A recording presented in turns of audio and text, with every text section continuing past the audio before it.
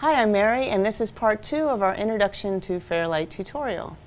In this section, we're going to work on some of the more specific mixing techniques to finish up our scene, such as we're going to do EQ, balancing out our tracks, some dynamics, and some other elements to get to our final mix. So let's get started. If you're following along, you'll want to open up the timeline 7 balance clip levels, which is right here. You can just go to the timeline pop-up menu to find that timeline. So here we have our checkerboard dialog edit, and what we want to do is now get to balancing the levels for each individual audio clip. So we have 3 different character tracks. We have Emiliana's track here, we have Philip's track, and then we have Ada's voiceover track. And we're going to start with Emiliana's, and I'm just going to go to these 2 clips right here to look at the levels. And we're adjusting volume levels. We might as well zoom in here. So let's just zoom in on that particular clip so we can really see those. I'm also going to bring up our mixer, and we're going to talk a little bit about what we want to focus on with our levels. So I'm on Emiliana's track, and you notice that's track 1. If you're ever not sure of your track, just select the track, and that way you can see that it highlights in both locations, in the mixer and also in the track itself. Now what you're focusing on is, I've mentioned this before, I'm going to solo this track, and you can solo it from either the track header or from the mixer. And if I solo that track and play it, you can see the levels right here in the mixer. Now these same exact levels will also show up in the track header as well as the monitoring panel up above. What I want to focus on is what the levels actually are. Let me zoom in on this a little bit. When you're dealing with dialogue, you want to make sure your dialogue levels, they'll be in the yellow on that particular clip. I'm going to play that again. And this yellow area right here is really where you want to focus your dialogue, and that's going to be averaging around -12 to -10. So that your average is going to be the thick part of the meter. Let's do that again one more time, and you'll see when it's solid color, that's going to be your average. And there's also peaks. So if you look for any of those horizontal lines that stay in the mixer, whenever you see a horizontal line, that's going to show you your last peak. And then when you see the solid lines inside of the meters, those are going to be your averages. And so you can focus on those. And we're really looking at this area right here in the timeline in your meter between -10 and -15. Now when it comes to dialogue, occasionally you'll want to go below that if it's an inaudible, a whisper that you just barely want to hear but you want to know what they're saying. You would play that as low as -20, never below that, because then you just won't be able to hear it. And then if it's a scream, that if you have a blood-curdling scream that's going to take over the entire scene, you want that scream to really be audible, then you would want to play that at as high as -3. But that's also the same level as explosions and other major effects, so you want to only use those sparingly when you need to. So let's focus on this little area right here. I'm going to play that shot one more time. Okay, so that's where I want it to go, and you notice the peak was way up there at -5, so I can clearly see right there in my meter what's going on with this particular clip. I'm going to jump out of here, and now we're going to adjust it on the clip itself. All you have to do is just lower that level, and I can just manually raise or lower it. Her levels are fairly consistent. I can look at the waveform and see that. Let me make it a little bit bigger so you can really see her track. Just zoom in, and now we can really focus on her clip as I play that through. Okay, I've lowered it, and now it looks like my average level is better. If I want to look at the inspector, I can actually select the clip, and I can see that I've lowered it to, it's at it's actually at 13. So if I play this through, if you double click a clip, it'll reset it to the starting point, or this is what I originally had to work with, and I had it as high as -13 was where it just was, which I think is a pretty good level. Okay, so you're watching your meters. So once I've done it with one clip, let me zoom out a little bit, let's move on to her next clip, and I'm going to assume it's going to be very similar to the first clip. So you can use the visuals as a guide sometimes to get things close. So let's try that. Let's look at the waveform here, and by just lowering these levels a little bit, I can see they're about the same height as the one on the other side, and I can play that. Let's just see what that level is. Let's look at our meter.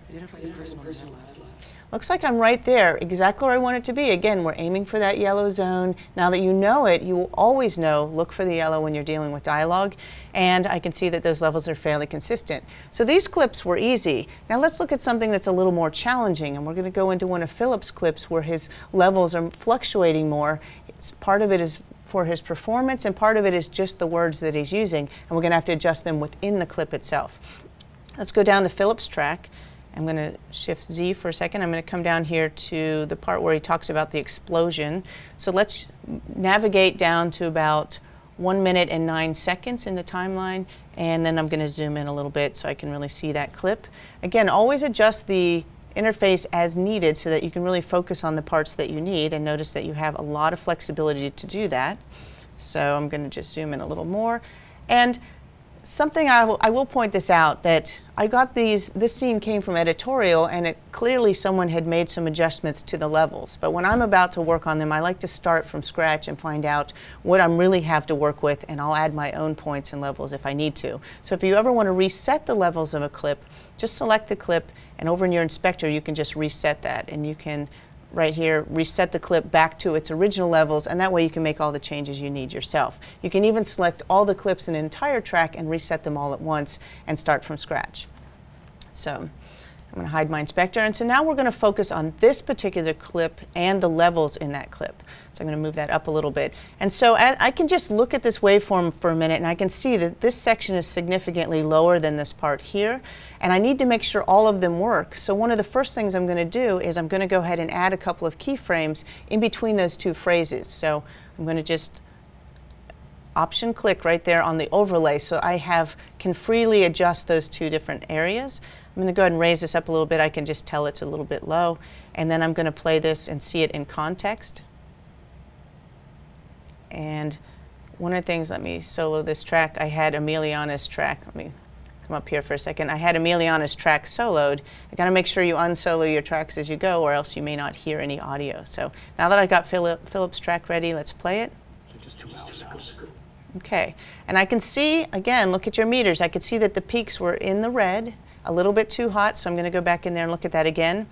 There's a shortcut that's very useful when you are repeating a certain section and you want to play it more than once, and that shortcut's going to be, all you do is move it here, and if you want to listen again, it's under the playback menu, and you just go to this section right here where it says play again. And what that will do is when you do a play, it'll play back whatever the last thing is you did. So we can use that numerous times in order to play it over and over again. If you want to, the shortcut is Option and L for listen, or listen again, is how I remember it. So let's go ahead and play that section, check the volume. I'm going to bring it down just a hair, always looking at my meters for Philip's track now, and let's play that again. Just 2 hours ago. Okay, and it looks like I've got it right where it needs to be. Now let me talk about those levels for just a minute. I said anywhere between -10 and -15 is okay for your dialogue, but you always have to put it in context with the character and what they're actually doing. If you have 3 people in a room, someone who's larger, who's got a big booming voice, you would play them closer to -10, and if you have someone with a softer voice, then you would play them a little bit lower, closer to -15. The average for most of the people that you're dealing with is going to be right around -12, and that's what you're going to do. So once we have that, let's go ahead, and I've got this part. It's working pretty well for me. Let's look at the next half of this clip. In this case, to make it easier, I'm going to turn on my loop playback right here, and I'm just going to mark an in point and mark an out. I for in, O for out, just like you would do on the edit page. So just mark your clips whenever you need to, or in this case, mark the timeline for loop playback, and that will make it easier to do. So now that I have this set, I'm going to just look at my meters and play this section. To do loop playback, it's Option and the /. Okay, I've got some issues with this section, so we're going to zoom in a little bit. Let's make it even bigger to work with. And there's a lot going on in this clip. As you notice, you're going to see there's louder sections, there's quieter sections, and so we're going to have to deal with this a little bit at a time. And if you're thinking to yourself, wow, there's an awful lot of work on one clip, just think about it. Visual effects artists spend a lot of time on one frame. If you're a colorist, you spend time on every single clip. The same thing happens in dialogue editing or balancing your dialogue. Every clip matters for your entire scene or your entire show. So let's get in here and really look at this clip. I'm going to select this and make it even a little bit bigger so I can focus on that even more. By selecting the track, I can make that track a little bit higher. And now we're going to focus on what's happening here, this beginning section. I'm going to add a couple more keyframes just by option clicking, and I can raise this section up a little bit more. And let's see how that's working. Okay, the boom is okay. It can be a little bit quieter. I'm okay with the boom. But then we have something happens here. Do you see this giant section on the waveform? It's here, and there's another one further down. And there's a name for that. Those are called plosives. And what a plosive is, it's where your microphone gets a really big power hit from trying to pronounce consonants or words like that starts with P's and B's, and it really takes a hit because it takes a lot more power to produce those sounds. And so what happens is it gives you a spike, as you can see right here. And in fact, he's saying the word explosion. Explosion. Right there when he says explosion. I'll start it back earlier. Oh, there's this explosion that surrounded the whole ship. Surrounded the whole ship. And it's got that P on it again. So when you have plosives, what they can do is they're going to throw the levels off for everything else. When you're trying to balance your track levels, those plosives are always going to make things too loud. So you're going to end up lowering the other parts of the dialogue too much because you're trying to accommodate those plosives. So it's always better to just lower them individually. So all you need to do is put a set of keyframes on there, just option click. And you can lower them. You don't have to do it too dramatically. You want it to sound natural, but you see how I can adjust that and bring those down so they're closer to the normal dialogue levels that you already have. Let's also do the one here at the end. For ship, just option click twice. And I'm going to bring this down as well. Don't have to overdo it. Let's just bring it down and tame it. And then I'm also going to bring down the end of the shot. We don't need too much there. So you can always go in and make adjustments within your clip as needed. So let's come back here and listen. Oh, there's this explosion that surrounded the whole ship. There we go. So we just balanced out his shot. Now you're probably thinking, wow, that would take a long time. It does. It takes a little bit of time to get this through, but it's just like color correction, only we're doing audio correction. And since dialogue is the most important thing in your project, it's a good idea to take the time to really do it the right way. And if you go through and you balance all of your dialogue clips within all of your tracks, I've never touched my meter. And what that means is when it's time to start mixing, the faders can just be used to make sure that the volume levels are good overall and balanced with the other tracks. And I'm not going around chasing dialogue that's all over the place because it was never balanced in the first place. So it's worth taking the time. And now that you know how to do it, feel free to try that. And we're going to move on to another concept here with our balancing of dialogue tracks. Now I have those in and out points. I'm going to clear those by hitting Option X. I'm going to resize these tracks, make them a little bit smaller, and we're going to come down here and look at Ada's track. Now in this case, this character Ada, let's make that a little bit bigger. It's always about zooming in as you need to. And I'm making this a little bit bigger so we can focus on her levels now. Now this is a different scenario because the Ada character theoretically is a computer voice. She's not going to breathe in that case, and her volume levels should be much more consistent because it's not produced by a human. So in that case, what we need to do is make sure their levels are much more even. And so when I check these levels, we can make them almost exactly the same. So let's go ahead and make sure we have not soloed any of our other tracks. Let's check. We still have Philip's track is soloed, so let's unsolo that and come over here. Now one nice trick is if you accidentally have something soloed, instead of chasing your tracks, you can always look at your mixer. And if you notice here in the mixer, it's also going to show you when a track is soloed. So I can unsolo Philip's track here, and I can solo Ada's right here in the mixer, which is useful. Let's check out Ada's track now. I'm going to just play this first. Let's do the first two clips. I'll mark an in point and an out point so we can listen to them. And let's just start playback. Emiliana Newton. Yes. Okay, so the levels aren't bad. I'm going to check this one again. Emiliana Newton. Yes. Okay, those are hitting right in where I want them to go, right there in that yellow zone, and those seem to be consistent. So I'm going to hit Shift-Z so I can see the rest of the clips. And I'm going to show you another useful trick that we have. I'm going to clear off my in and out points. And remember, when you want to zoom, wherever your playhead is, that's what you're going to zoom to. So I'm going to move my playhead over this clip right here. We have the set of 5 clips from Ada. I'm going to move over one of those and then zoom in, and notice that it's going to put that right front and center where I need it to go. And what I want to show you is some of these levels I can tell are lower or higher, but we're going to use a different method here since these are very consistent, is we're going to try normalization. Now if you're an audio editor, you know normalization may be a little bit of a cheat, but it's like having an auto white balance, only instead you're using it for your volume levels. Let's try it on the third clip for Ada. We'll just try it right here. Now by the way, if I double click on her volume, you'll notice that resets it. So these are these these are the levels that we started with. If I right-click on the clip and choose Normalize Audio Levels, what that's going to give me is this window right here. Let me zoom in on that. And this is where we can normalize. And what it's going to do is it's going to allow me to set where I want the peak to go. Not the average, but the peak. And so if I know where I want her volume level to go, all we need to do is, let's lower this.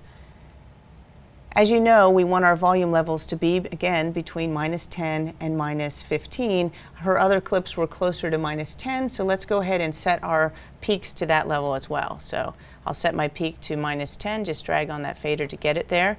And what will happen in theory is, if the peak is at -10, then the average should fall just below that within the -12 range. So let's try that. I'm just going to click Normalize, jump out, and now when I play that, we'll look at the meters. Philip Veda. Yeah, it looks like I nailed it right on the -12, exactly where we wanted it to go. So now let's do the rest of our clips all at once. I'm going to hit Shift-Z, and we can select all of our clips, just drag across them. There we go. I've selected multiple clips now. And when you select multiple clips, you can right-click and you can actually normalize them all at once. Again, I wouldn't recommend this for complicated dialogue scenes, but in this case, if you have very similar sounding voice or something that's more monotone, you can make those adjustments. Let's try it. I'm just going to right-click and now choose Normalize.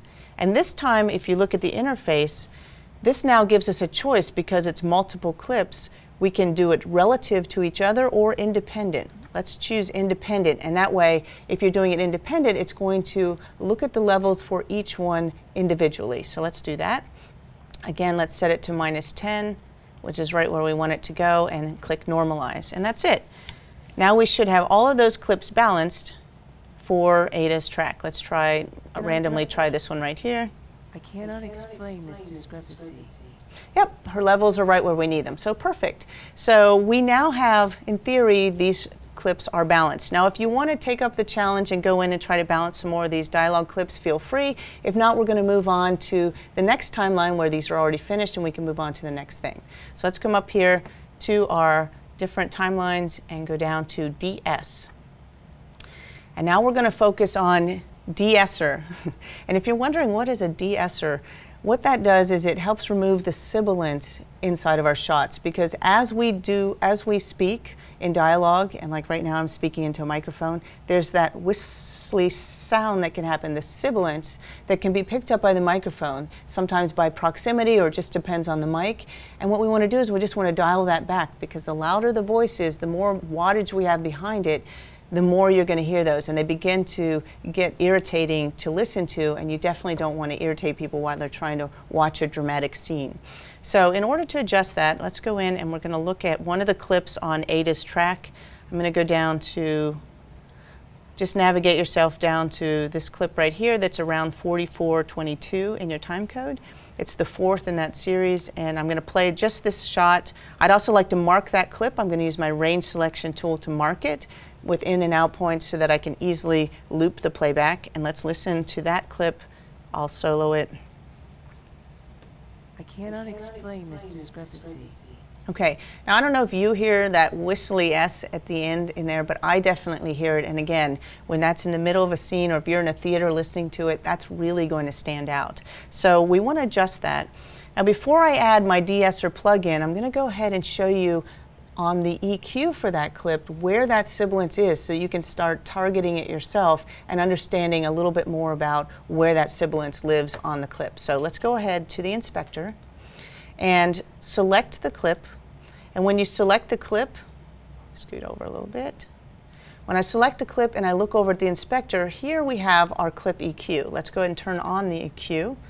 Now the equalizer we have for every single clip, and you'll see it anytime you select a clip, it's going to appear for that particular clip. In this case, I just want to work on that one right here on Ada's track. And we're going to focus just in the sibilance area. So I'm going to turn off all the different bands for this equalizer. So we're only looking at band number 3. Zoom in a little bit here for you. Now when you're looking at the equalizer, right here is my band 3. As you can see, I can sweep that band right here. And we actually call this, when you're working with audio, anytime you move back and forth, and we call it sweeping because what I'm doing is I'm listening as I'm dragging the frequencies to try to find where something sounds either good or where it sounds really bad. So let's go ahead and we're going to start loop playback on that clip. I cannot explain this discrepancy. And like I said, I'm going to first make it sound really bad, and then I'll make it sound a little bit better. So let's go ahead and make sure that, let me punch out for a second. Make sure that I'm doing my loop playback on that particular clip. So Option / so we can hear it. I cannot explain this discrepancy. I cannot explain this discrepancy. And what you're going to do is you're going to sweep back and forth and listen to really where it sounds the worst, okay? Because when that really stands out, you'll know exactly where that is. And on this clip, as I listen to my frequency, it's going to be right around 7 kilohertz. You're really going to hear a lot of whistly S's. So you never keep that. You're only doing this so you can really find where the issue is and then target it. So again, I'm going to start the playback there. I cannot explain this discrepancy. And that's where it's really the worst. So now what I'm going to do is we're going to go the other direction and move down and just see what it sounds like when we remove a little bit of that sound. So again, Option L. I cannot explain this discrepancy. So by taking it down just a little bit, I've really removed that issue. First I had to find it, and then I can pull it down. So I'm going to turn off the EQ right now. I was just using that as an example so you can see it and hear it for yourself. And now we're going to go and get the De-Esser, where we have a plugin that will do some of this work for us. As long as you understand what it's doing, then you can go in there and change it. So let's go ahead and hide our inspector. We're going to go over to our effects library, and we want to apply our De-Esser, which is this effect right here near the top. Now the thing about the De-Esser is, if somebody has Sibilance, chances are it's not on one clip, it's on all of their clips. So one of the reasons that you break up dialogue and do a checkerboard edit and move all the dialogue to its own track is so you can treat each person's voice accordingly. And so in this case, instead of putting the De-Esser on the clip, let's put it on the entire track for Ada, and that's going to do nothing but improve all of Ada's clips. So we have added the De-Esser to Ada's track. I'm going to hide the effects library now. And I'm just going to move this plugin out of the way a little bit so I can still see the plugin interface, and I can see the clip, and I can even see my mixer. So adjust as I need to. And what you're going to see is the Sibilance is going to be between 4 and 8K. Generally, that's where it lives. And so the idea is first you figure out where it is, which we did when we were using the EQ, and then we just reduce it. Now, this particular plugin is also a compressor. So not only is this going to be reducing our sibilance, but it's also going to be compressing the sound around it. So you have to be a little careful. If you take out too much, you're going to give your character a lisp. So let's go ahead and start the playback, and we'll listen. I cannot explain this discrepancy. So this is without having. Explain this discrepancy. So that's without. I cannot explain this discrepancy. I cannot explain this. See, if I pull out too much, you can start to hear a little bit of lisp in the voice, which you definitely don't want to do. But sometimes finding that gives you the exact place where you need to lower your sibilance. And so once I have that, and it's right around 7K, just like I had before, I'm going to now bring this up just a little bit. Another thing to think about whenever you're working with these plugins, or especially when you're affecting somebody's voice, is you try to do it in small increments, maybe 3 decibel increments, something small. You don't want to overdo it because it's cumulative, and eventually it's going to start becoming too much and it'll be more noticeable. So in this case, we just brought it down a little bit. Notice on the left it shows you how many decibels you're adjusting, and this shows you the frequency that you're working with. So this ought to take off the edge, and now we can close up this plugin, and we have actually adjusted the S's on her entire track, which is great. Let's go ahead and unsolo that track, and we can now move on to the next element that we're going to work with. Let's come over and go ahead to timeline number 9. If you go to 9, the de-essing has already been done, and you can see what we're going to focus on is the dynamics. Okay, and in fact, this timeline's called dynamics for a very specific reason. If you happen to look at this timeline, you'll see that there's a lot of keyframes on Philip's timeline, on his different track and his different clips, and that's because it took a lot of keyframes to really get those levels good. So once we have those, we're now going to take it to the next step. So what is dynamics? Dynamic range, if you're working with video, or color correction, you're dealing with your black and whites and the difference in between. When you're talking about dynamic range for audio, you're talking about the difference between no sound and the loudest peaks. So it's basically changing the range of your signal. In this case, the dialogue is between -10 and -15. That's a 5 decibel range, and that's it. And you're really trying to keep your dialogue within that range. And if you can do that, then it's all going to have a similar loudness, and it's all going to stand out above all of those other tracks. If you have dialogue levels that are all over the place, then they're going to get buried in some of the other sound effects or the music, and you're not going to hear them as well. So this helps give it that professional edge. So in order to adjust that, we have on every single track, let's go to our arrow tool. We're going to focus on Philips track for this. And we have dynamics controls right here inside of the mixer. And in the mixer, you have controls for every single track, including EQ to adjust the entire track instead of the clip. And here we have dynamics. It's this section right here. I want to do it for Philips track, so I just have to look down here and find Philips track. There it is. Open up the dynamics window for that. And this is where you can control the dynamics. And this is where we can take the loudest peak and we can reduce them and bring them closer to the shortest peaks just within his track. And so let's look at what's in here in our dynamics window. We have an expander. And what the expander does is if you have just like if you had a flat image and you wanted to kind of expand the blacks and whites in that image, in this case, if you use the expander, you're taking your sound, if it's very narrow in its dynamic range, and expanding that a little bit is what you're doing. The gate, on the other hand, that's to the gate is going to put a floor. It's going to basically say, I'm not going to hear any sound that's below a certain threshold. So that's good for removing low-level noise, for example. That's what your gate is. On the far right, we have a limiter. And that limiter, notice it looks like a hard ceiling. That's exactly what it is. Your limiter is a hard ceiling. It says no sound is going to go above this threshold. So if your delivery requirements say it cannot get above a certain amount, you can set that right here with your limiter. And then the final is our compressor. And the compressor is the most commonly used dynamics. It's on every single track, and what that's doing is it's taking a threshold, particular sound level, and it's taking anything that goes above that and bringing them closer together. So reducing the louder parts and bringing them closer, which will reduce your dynamic range, and that's the goal here. Keep it nice and tight. So let's look at the dynamics for Philips track, and I'm just going to show you on this particular section right here. I'm going to zoom in. Let's look at the clip that starts at 114.12, right here. We also sustained some hull damage, but...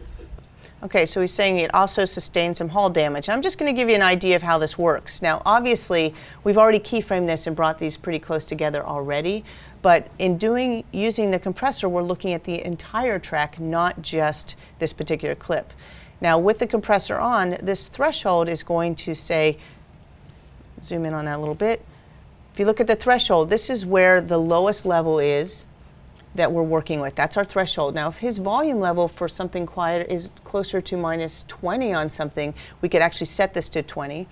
The ratio is saying anything that goes above my threshold, I'm only going to hear, if it's 2 to 1, for every 2 decibels over my threshold, we're only going to hear one of those. If it's a 5 to 1 ratio, then for every 5 decibels that are over or louder than my threshold, we're only going to hear one, or only one of those. And so what that does is it really helps reduce the levels and bring them closer. So in this case, let's see where his levels are. I'm going to mark his clip with my range selection tool right here. Bring us out of that zoomed playback, and I'm just going to start this and look. We also sustained some hull damage, but... Okay, so right here you can see this is our input level, and the input level is what we're starting with before we go into compression. And I can see that some of his words are actually falling way down here below where I really want them to go. So I'm going to change my threshold, let's say to -20, to catch some of those words that are a little bit lower, or those syllables that are even lower. And then we're going to have a ratio, let's say 3 to 1, just to kind of narrow that range a bit. So let's start the playback. We also sustained some hull damage, but... It's nothing crazy. Okay, and then what we want to look at is over here our output meter, because that's going to show us the change that we've applied. And if we've reduced our levels too much, we can bring them back up with what's called the makeup. And that's basically going to make up the sound that we've reduced. If we've reduced it too much, we then need to make it up, and we can do that right here. So let's look at our meters. Let's look at that clip. We also sustained some hull damage, but... Okay, so now his levels seem a little bit too low, so we can just make those up right here. Let's do it again. We also sustained some hull damage, but... Okay, there you go. And so we've just adjusted his levels a little bit. And so again, by just adding a bit of compression on your tracks, that's going to help make up for anything you may not have caught when you were adding your keyframes and balancing out those tracks. So that is your compression. You notice once you've added compression to a track, you can see a graphic for it right here on your dynamics. Now, one thing we could do is, because Ada is a computer, if you ever listen to a voice that's recorded on a computer or a phone or something like that, you'll know that they have a lot of compression. They really squash that sound. And so we could do that to Ada's track if we wanted to. Let's just bring up her dynamics, and let's put a really heavy compression on that one. We'll lower the threshold. We'll lower the threshold to maybe minus 25 is fine, somewhere low. It'll catch the lowest end of anything she happens to say. And then let's really crank up that compression. This is not going to sound great, by the way, but it'll work for a computer. And we're going to bring her up to maybe a 12 to 1. So it's really going to squash that sound. And let's see how that works on Ada's track. I'm going to select her track. And let's move over so we're actually at some of her clips, and let's just see them. Emiliana Newton. Are you sure? Yes. I'm bringing up the makeup gain. Ada, identify the person I'm speaking with. Philip Maida. Identify the person on the med lab. Philip Maida. And so you notice how her voice really now sounds compressed. It really sounds like it's lost some of its human nature, which is exactly what we wanted to do. Then we can adjust that makeup gain. And the nice thing is this has just been applied to the entire track. So now we have added some excessive compression to her track. Let's do one other thing. Let's go in there and let's monkey a little bit with her EQ as well. So let's move up to the equalizer for the Ada track. And when you bring that up, you'll notice we also have a 7-band EQ on every single track that's already there. And this is great for improving sound, but it's also good in this case for degrading it or making it sound a little bit different. So in this case, notice I have my EQ for, it tells you right here which track it is. And I want to set an in point right here at the beginning of Ada's section and an out point, just so I can get these 2 clips are fine. So if I mark those, that way we can just play that one section and really hear what we're doing to the sound instead of waiting. And then when I start playback, I'll just listen to that. Emiliana Newton. Are you sure? Yes. Okay, so now that we have that set, what I'm going to show you is if I turn on my band 1, this is my high pass filter, which means only the higher frequencies are going to pass through there. And this is great for eliminating any extra sound, low end stuff that no one's going to actually need in their voice to improve their voice. It's just the low rumble in the room or something like that. You can get rid of that right here with band 1. What we really want to focus on is band 6, because this is where we're really going to eliminate the high frequencies, because this is a low pass filter, which means only the lower frequencies are going to get through. So you can see the shaded area are the things that we're getting rid of. And so what we're going to do is we're going to come in here and we're going to eliminate this. And I'm going to show you, as during playback, how much I can diminish your voice. So much so that if you've ever listened to, been in a hotel room, or you've been in a room where you can hear sound from the other side of the wall, that's because high frequencies don't make it through the wall. What you're only hearing is the low end or the bass end. So if we eliminate it too much, it's like creating a barrier. In this case, we just want to eliminate it enough so it doesn't sound natural and it kind of feels like it's coming out of a speaker. So let's try that. We're going to start playback. Person in front of me. And I'm just going to take out all that high end. Yes. Person Okay, not too much. Emiliana Newton. Are you sure? Yes. Okay, so we've just eliminated enough that it sounds pretty good. I'm going to tighten it up on both sides. And just for fun, I'm going to raise a little bit of the band 4 right there in the middle, just to kind of give it a little bit of punch in there for some of those mid-level frequencies for her. So now she's going to sound a little more like a computer. Let's close up the EQ, and you notice the graph is showing right here. So not only can EQ be used to improve different sounds, but it also can be used, like I said, to degrade them. So now that we've done that, let's look at one more thing we can do for our sound design, because she still sounds Emiliana Newton. she's starting to sound more like a computer, like she's coming out of a speaker, but I'd like to take it one more step and use another one of our different plugins. Now, if you've been following along and you'd like to get to this section, just go into your timeline and open up the EQ and chorus if you want to. In this case, I'm just going to stay right where I am and finish this one off. So let's go ahead and go to the effects library, and we're going to go down here and look for the chorus right there, our chorus plugin. Now, chorus plugin is used a lot in music, but it also will be useful for Ada's track. So let's go ahead and drag the chorus onto the entire track, close up your effects library. And if you're wondering what does chorus mean, it means exactly what it sounds like. It takes one voice or one sound, and it's going to duplicate it and add a little bit of delay and a little bit of modulation, just like what would happen in a real world if you had a lot of people singing at the same time. No matter how much rehearsal, there's always going to be a slight delay between the voices, slight pitch discrepancies between the different voices, and this emulates that. And you can also use it to extremes to really make it sound like a robot voice or something else. So in this case, let's just take this, and we're going to go to one of the presets, and then the top left of any of our plugins, you can find your presets part right here, and we're going to choose the dramatic plugin preset right there. So now we've added the dramatic plugin preset for our chorus, and if I start playback, let's listen to that section. Let's just listen to her voice. Emiliana Newton. Okay, you notice now she really does sound much more computer, not too much, but just enough. Now, one thing I want to point out too on this plugin is on all of the plugins you have the ability to adjust your wet, dry signal. And just so you know, wet, if it's wet, that means it's fully affected. If it's dry, that means there's no effect whatsoever applied to it, and you can choose anything in between whenever you need to. In this case, we'll go with it almost full, so that way we get a really interesting sound to it. Go ahead and close it up, and now we have our full scene with all of our characters, and everything is balanced, and we're now ready to move on to the next section. So very cool. I think our dialogue is done. Now we can get into sound design.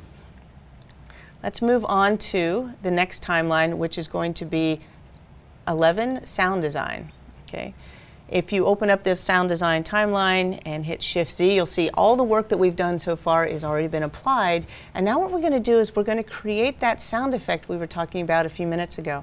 Remember, if you happen to be doing the first part of the section, if you did the first part of the tutorial, that you created a marker to make a heart monitor sound effect. Well, it's time for us to actually create the heart monitor sound effect. That's this marker right here. We're going to make a sound effect. Now, to do this, I don't need to use my mixer. All I want to do is, and in fact, at this moment, I don't even need my meters. All I want to do is create a track for this. So let's create a new track. And in fact, yeah, let's make a new track, and let's put it with the respirator sound effect. So add tracks. This one will be stereo. And let's go ahead and put it underneath our, let's put it, let's see, underneath the drone, so that it's going to be right here, which is fine. It can be our respirator, it can sit right there above the respirator. And let's go ahead and name it heart monitor so we know what it's going to be. There. So we have our heart monitor right here. And then we're ready to start recording. Now, you can do this one of two ways. You can create your sound effects right in the timeline, or if you're building sound effects from scratch, it's sometimes nice to work with them in a separate timeline, because this is an art form, and sound design, it can get messy, and it's nice to be able to get in there and make a mess, create something awesome, and then bring it back into your main timeline. So let's do that. Let's go over to the media page, and let's just create our new timeline. You can do it right here in your tutorial timelines if you want to. Just select the bin and just say anywhere in that empty bin in that space, right-click timelines and say create new timeline, or just press Command N to create your timeline. Let's call it heart monitor. And you can even put your initials next to it if you want to create something special, and there it is. I have my new timeline for nothing but creating our sound effects. The other thing I want to do is I'm going to make an extra track in here. Let's make one more stereo track because we're going to record two different things here. The first one, at the top, we're going to make noise. Go ahead and name it as noise. And the second one, we will make our tone, okay, for our heart monitor. Now, where do we get these sound effects if we're going to make them? Well, we're going to use our built-in oscillator. And that's going to live right here under the Fairlight menu. So if you go to the Fairlight menu, you can find right here is our oscillator. It lives inside of the test tone settings. So just click test tone settings and it's going to open up right here. And this gives you access to your oscillator. This is where we can make noise. We can make different noises if we want to test our output levels, and we can also record different sounds or tones that we can use for special effects or sound effects.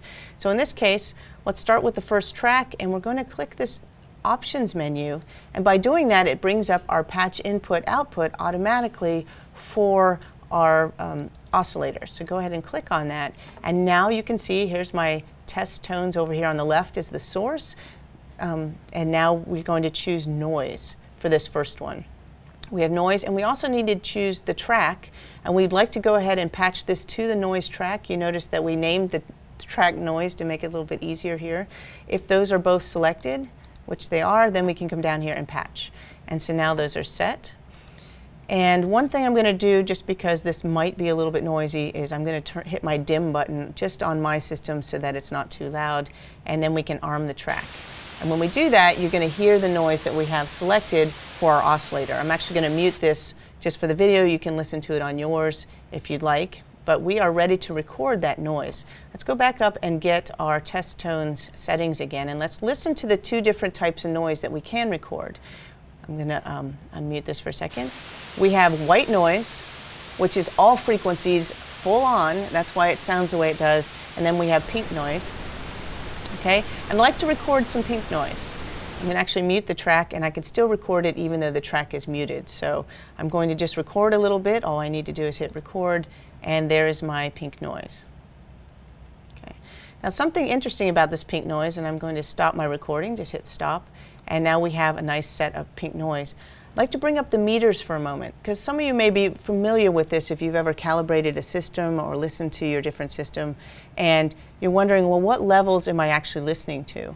Let's go back and look at this. I just recorded that pink noise, and it's at the default of minus 15 decibels.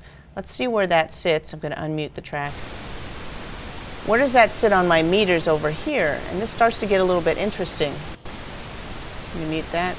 Stop playback, because we can actually use this noise and we can actually start looking at our loudness meters and see a correlation between some of these different levels as we get towards our mixing. So for example, let's change this. Instead of minus 15, let's change the level to minus 23. And if any of you work with finishing or mixing, you know that those are the targets for our loudness meters. So by lowering that, I can now listen to it or re-record it, and you notice the levels are now dead on center 0 at minus 23 for my loudness meters.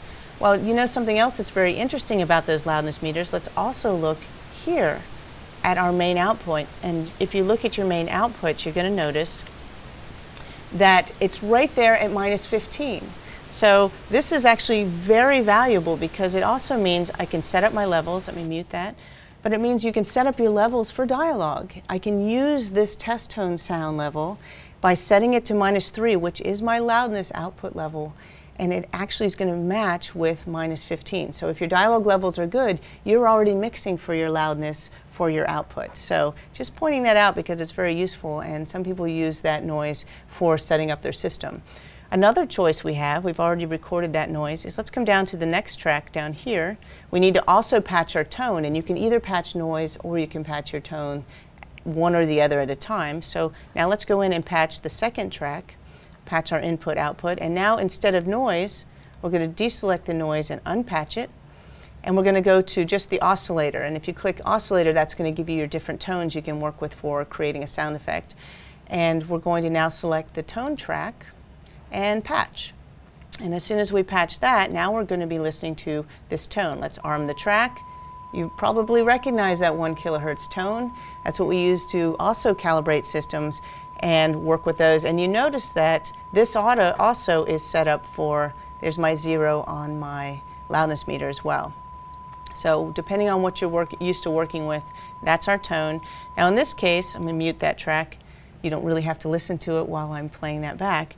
But now we're going to use this tone and record a little bit to make our heart monitor. And literally we can, now that you know how to patch and you know how to access that, we can create our own sound effect in just a matter of a minute or two. So first thing I want to do is record a little bit of that tone. So I'll start recording. I can mute it or not, it's still going to record.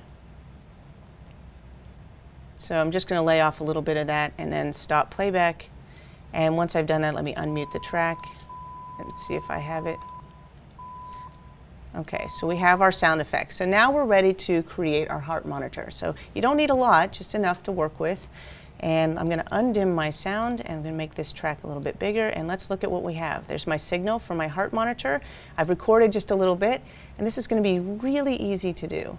We have the sound, right? Now all we have to do is create a piece that's about 5 seconds long, and we're just going to copy and paste it into a pattern, and then we're going to bounce that into a single clip, which is rendering it into a clip, and bring it back into our other project. Just a matter of seconds.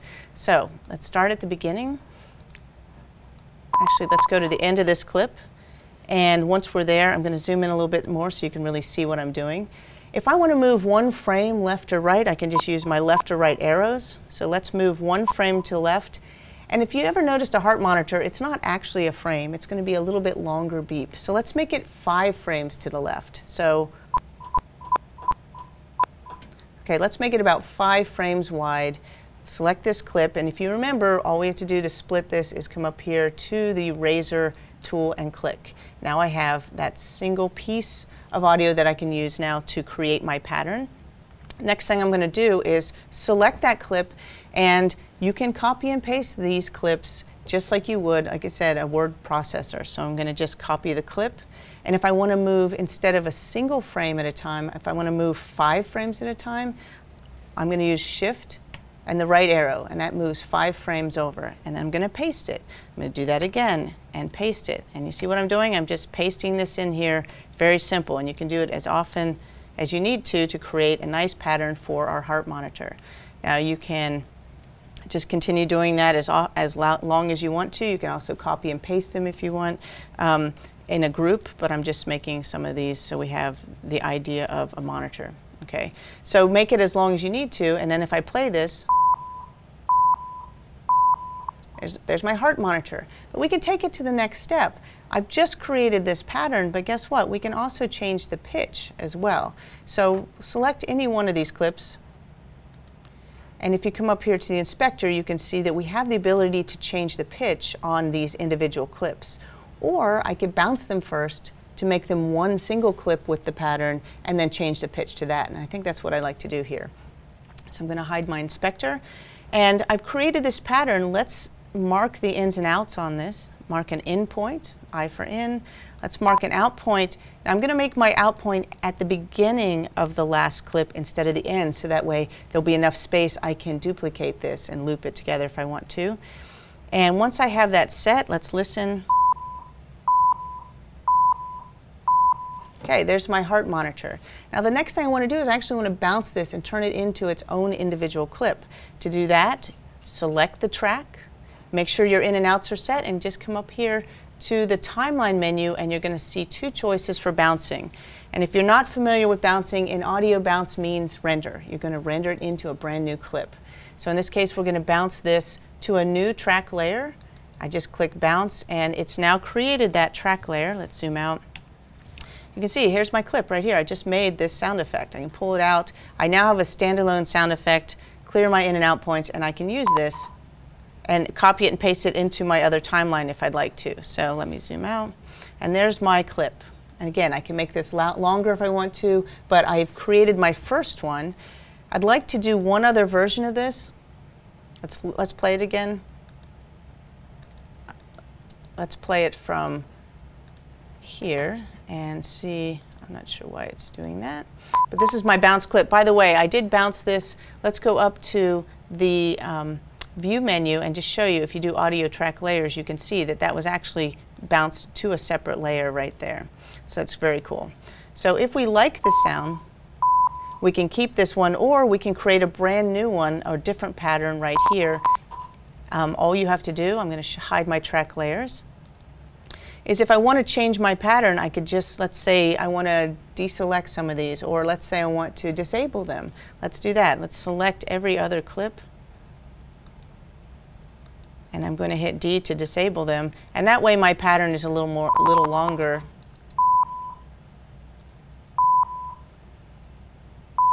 So I either have the fast heartbeat pattern or I have the slower heartbeat pattern, but it gives me a choice, two totally different sound effects that take just a few seconds to make. So I'm going to come over here and mark my in.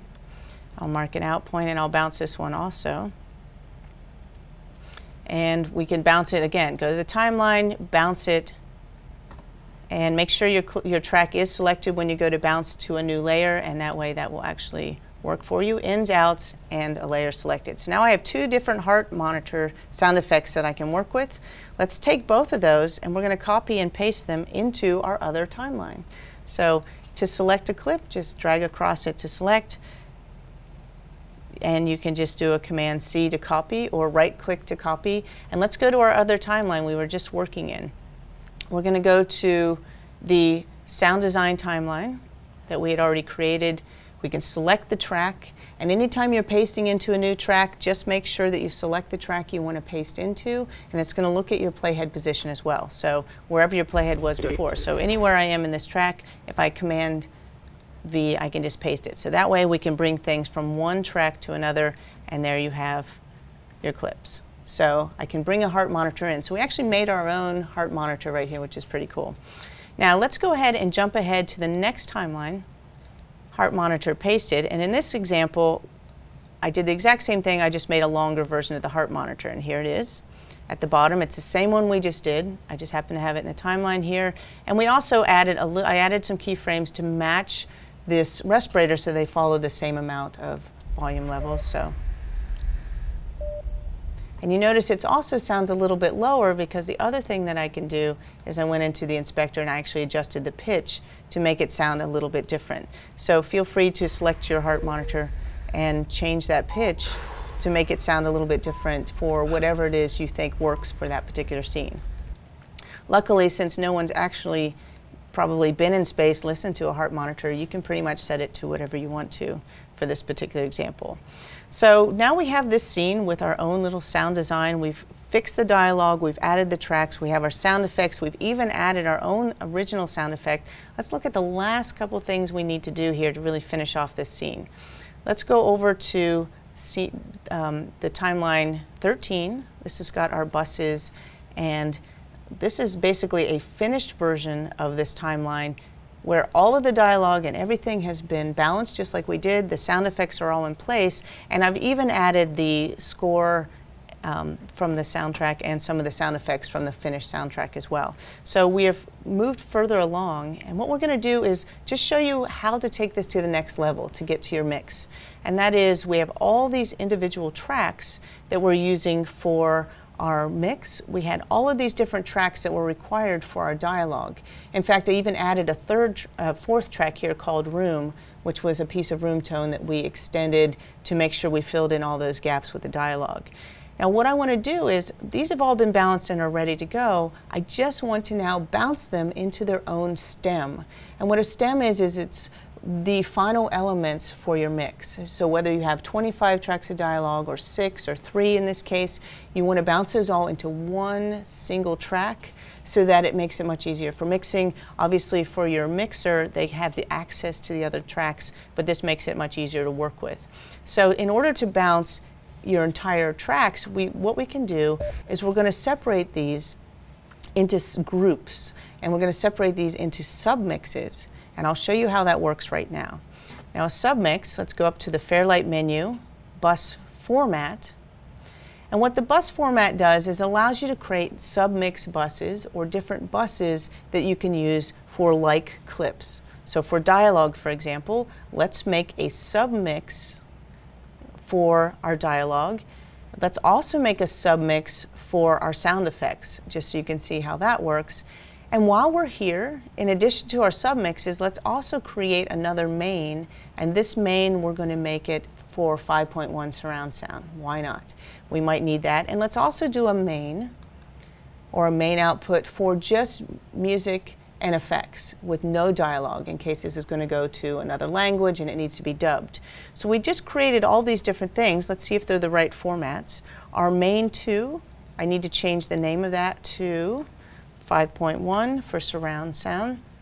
And obviously I need to actually make it 5.1, and I can do that right here in the format pop-up menu. Then let's look at main 3. This was going to be my music and effects, so I'm going to go ahead and change this to M and E for music and effects, and make sure that that is in stereo. And I might change the color of this just to make it unique. And then our submixes, this first one's going to be dialogue, so it should be mono, and I'll call it dial so I know what it is. And change the color. And then we also have our final submix, which was for our effects, or let's say for our background effects, we could do that as well. For background effects, and those would be in stereo. So it's very easy to set up your mains and your submixes, and once you've set those up, all you have to do is assign them. So let's say OK. And then we go up to the Fairlight menu again to the bus assign area. And this is where you're going to be able to assign, these are the tracks, these are the mains, and it's very easy to work with these. So let's start with our Dialog Submix. And our Dialog Submix is only going to play the dialogue tracks. Right now, you'll notice the available tracks, all of these say M1, and what the M1 means, they're going to the main 1. Okay, and instead of going to the main, I only want them to go now to the submix. So I will unassign those, and to unassign them, I can go to main 1 and then unassign each of those dialogue tracks if I'd like. And I could instead make sure that those are going to my submix. As you can see, it always shows you the initials of whatever it is that you've assigned. So my dialogue will now only go to the dialogue submix. And let's look what else we have. We have a PFX for production effects. Those can go to main 1. We have our drone sound. We have our respirators. I don't want the respirators going to my submix, obviously, so I'm going to turn that off, and so on. So you can just go through and assign things where they belong. Let's go back to our mains. I want to make sure that the main is playing my dialogue submix, which it is, and it's also playing my background effects, and that's good. Now let's go to my 5.1 main, and what do we want to go to that? We want basically everything goes to the 5.1, so we'll assign all. Okay, so in theory you could set it up that way. Now for my music and effects main out, for that one, I don't want to have any of these dialogue clips, so I'm going to select that and make sure that if I assign all, which I just did, I'm going to deselect the dialogue to make sure everything's playing in there except the dialogue. So as you can see, you just kind of have to think through which tracks need to go to which elements. And once I have those set, let's see, our background effects is the last one that we need to do, and we want to make sure that our background effects go to, that's going to be these effects, and whichever ones go to background, that's where we have them. And once you're set, you click Save. And now something really interesting has happened. Let's look up here at the top, and you'll notice that in this upper section, our monitoring panel now shows our different mains. We have our main 1, we have our 5.1 main, and we also have our main 3. And our 2 submixes are both showing here as well, our dialogue, and this is our background effects. Let's go to our mixer, and if you pull up the mixer, you're going to see that the mixer also shows that information right here. You're going to see my different mains in the mixer as well. There they are. There's my mains, main 2, main 3. So whatever adjustments you need to make on your mains or inside of your submixes, you can do that right here. So you also can see the patching, which is kind of interesting. If you're not sure how to patch your tracks, you can just go through here, and let me just zoom in a little bit to show you. You can also patch any track to any of the mains or submixes right here by just selecting or deselecting. So at any time you can, on the fly, make adjustments to make sure everything's going to the right tracks to be monitored.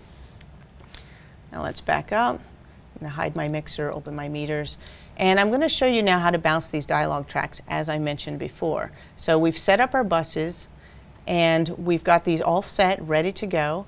Let's jump down in case you've just been following along and you want to get to the next section. Let's go to 14, which is for bouncing our stems.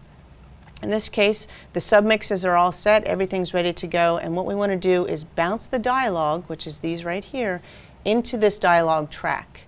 And to do this, we're going to follow along with exactly what we had done before.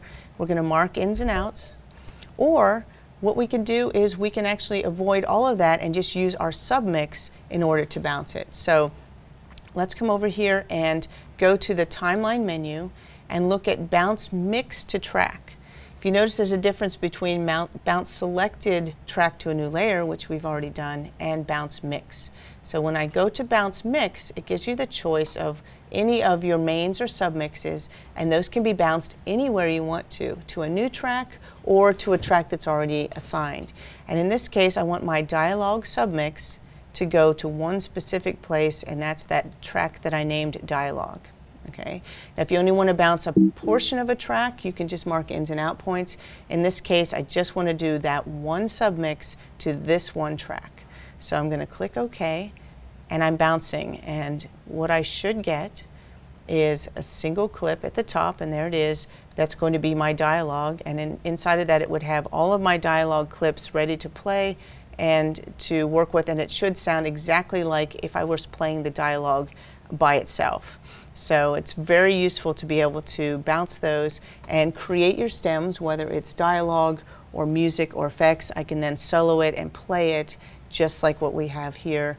And this way we're eliminating all of the faders and tracks and using fewer and fewer as we get to our final mix. So very useful. So that's just bouncing right there in the track. Now let's fast forward to the very last step for our mixing, because now you know about your levels, you know about how to add all the different elements to your tracks. Let's get to our finishing. So in this case, we're going to go to our last timeline, finishing. And here what you're going to see is our finished stems. This is where all of these different tracks have been finished, our bouncing has been done, and this is where all of the different elements for the timeline have been put together in one single timeline. And what we have at the top is we have our stereo mix, which if you play any of this, I'm going to solo just the stereo mix. Ada. Okay, so there's my stereo mix. Now we also have our separate stems here. We have different, the naming conventions here are using abbreviations that are very common in mixing. So we have VX for voice, we have SFX for sound effects, and then we have MX for music. And so if I solo these, and you notice you can just swipe when you want to solo multiple tracks. If I solo these, I can hear those all together and monitor the levels. Emiliana Newton. Okay, and then the last thing we have is, so there's my stereo, so I could check the loudness levels, make sure everything's right on those individual stems. And then the last one that I'm going to focus on is down here, is we have our surround stems, or we have 6 mono stems that we need to now make sure they're panned to the right tracks and ready to go for their output. So let's look at these 5 tracks, and if I look at any one of these, let's bring up our mixer. And one thing we haven't looked at is our track panning, and so I'm going to point that out right now. Each one of these separate tracks, I'm just going to solo all of these. Each one of these is panned mono right now. I can see that right here in the pan controls. If I double click, you can see that this track 5 is panned right there, dead center. That's going to the center channel, which is generally just for dialogue. And what we want to do is we want to make sure these are panned to the proper channels for 5.1 surround. Now I can manually do this and move the left channel to the left, or we can use another feature and just link this group of mono tracks. And when you link it together, it will automatically pan it for us to the proper channels for our output. So we're going to come up here to the Fairlight menu. We're going to choose right here where it says Link Group. And when you choose Link Group, it's going to look for any mono tracks that you have together in your timeline and show those to you right here. In this case, I have 6. I can select the first one, then select the last one, and then it's going to show us at the bottom, there's my 5.1 that I can choose. That's what I've done. And by choosing that, a couple of things have happened. Let's look at this a little closer in the timeline. As soon as I do that, if you notice over here, that on each track header, it's going to show me, here's my left, right, center, that's my LFE for my low frequency effects, I've got my left surround, and so on. So all my tracks have been labeled already for surround, which is great. Let's also look at a couple other things that it's showing us. You see up at the top in the monitoring panel, you see a band across all those. It shows they're linked. You also see a white band right here along the tracks also in the timeline. And finally, let's go ahead and expand the mixer. And you'll notice there's no longer 6 independent mono tracks. Instead, we have one track with a single fader. You can tell if I play any of this, you're going to tell that this is a surround sound because I can see all those different channels moving, and I can see that my panner, if I double click, shows that each channel is going to the proper, it's been panned properly to the right channel. So that's perfect. That's exactly what I need. The only thing that I haven't done is let's turn on our boom here, and we're going to bring that up because our boom is going to be our sound for our that's going to be for the LFE, so for our low frequency effects. And once you've brought that up, you notice it's even showing right here in our pan controls as well. So now that we have that all set, let's do one other thing. I'm going to come up here to my control room. And if I look, you notice I could go to my 5.1 main. And if I listen to this, now I'm going to be monitoring my 5.1 surround main.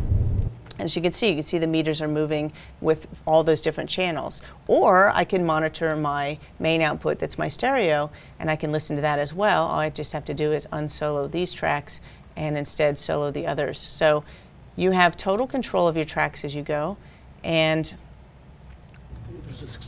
you can monitor whichever ones you want. So when you get to mixing, you've now seen how you can bounce levels, how you can work your way around, and now we're all set. The last thing you really need to do is just go to the deliver page and actually deliver your finished mix.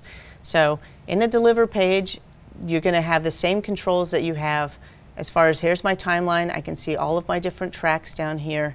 And I basically just need to choose which elements I want to output or render out. In this case, you can choose all different types of outputs. In this, I want to just do my audio for this example, so I'll choose audio only in the upper left. And let's look at just the audio only tab. You can name your file name if you need to. So if I want to name this Hyperlight Mix 5.1, for example, I could name it that, or I could just name it Hyperlight Mix, or whatever name you need to give it. You can do that here. And we can browse to where it's going to go on the desktop, or I can browse anywhere on my computer where I want this to go. I'll send it to Documents. And then we can come down here and you have a couple choices. You can output things as individual clips or as a single clip, which means the entire rendered file, which is exactly what I want to do here. And then you come down further and we can choose the type of format we want, the bit depth, and this is where it gets really interesting, is you can also choose, let me zoom in, what you're going to output. Remember, I had multiple different mains, I have multiple submixes, and I can choose which one of those I want to include. If I only want my output, my stereo, I will leave it set just like this. What if I want to add something else? Then I'll just add that as well. And so now I also have my 5.1 output, and I can click this again. I can also add one of my mono tracks if I want to. And so I can always do that as many times as I need to. Now I'm going to go back to the Fairlight page for 1 minute. Because if you remember, I linked those tracks together right here in the Fairlight page. But what if my delivery means doesn't want a linked track, it actually wants individual mono channels? That's no problem. You just come over here to the Fairlight menu and go back to your link group. And I can select this and unlink it just fine. And as soon as I've done that, you notice all the tracks are back to just mono tracks. And if I come over here to the timeline, to the mixer, you're going to see that all of those panning is still there. So every single channel is still panned exactly where it needed to be. So whether it's linked or unlinked, I'm still set up for my output. And now when I go back to the deliver page, it will give me an option for outputting my timeline tracks. I can choose mono timeline tracks, just say plus, and it's going to give me the option of, depending on what type of track that I want, I can actually choose the individual tracks to select, which is very nice. So you always have a choice to output whatever you need, like I said, and you can even choose the tracks right here, and whatever those are going to be, I choose the track number and see it's going to tell me these are my mono tracks, and I can output each one of those as a separate mono track, and it's automatically going to do those in order as well. So once you have the configuration of what you want to output, you can just say add to render queue, set it up. You can choose to output as many different mixes as you want to, and then when you're ready, you just hit start render. So hopefully this gave you a nice overview of how you can do some of the finishing with your Fairlight page and some of your own projects. If you enjoyed working with this and you'd like to actually get even further into it, feel free to check out the training page right here you can access it through the help menu, or you can go to Blackmagic Design and you can go to our training page there as well. And you can even check out the book, Fairlight Introduction to Fairlight Audio Post, where you can go through full step-by-step lessons from start to finish with audio post-production. So hopefully you enjoyed the tutorial and get in there and try it out for yourself. Thank you.